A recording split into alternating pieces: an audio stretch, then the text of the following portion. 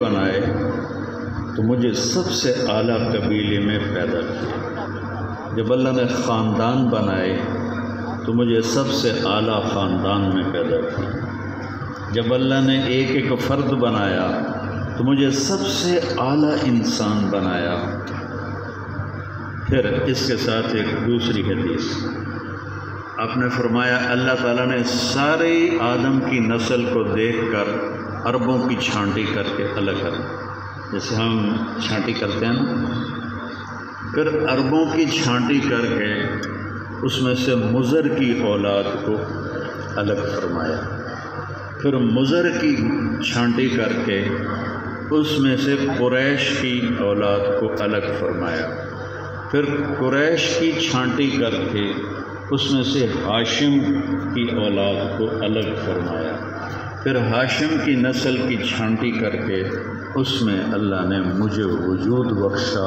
انا خیرکم ابا و نفسا، یہ جو ہمارا ذمہ دارہ ہے تو جو بیج نیا بنتا ہے وہ 10 سال میں تیار ہوتا ہے، اس کو ایک سے ملاتے ہیں دوسرے سے ملاتے ہیں، تو میرے نبی کے وجود میں آنے کے لیے 10,000 سال کی ضرورت تھی۔ 10,000 سال انسانوں کی چھانٹیاں ہوتے ہوتے ہوتے ہوتے ہوتے جب ایک ہستی اپنے کمال پہ پہنچی تو اللہ نے کہا محمد الرسول اللہ۔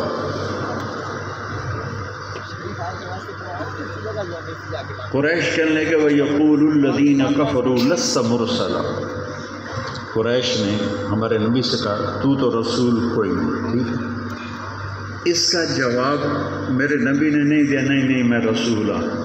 اللہ نے کہا میرے نبی میں جواب دیتا ہوں، یاسین والقرآن الحکیم انک لمن المرسلین علی صراط مستقیم۔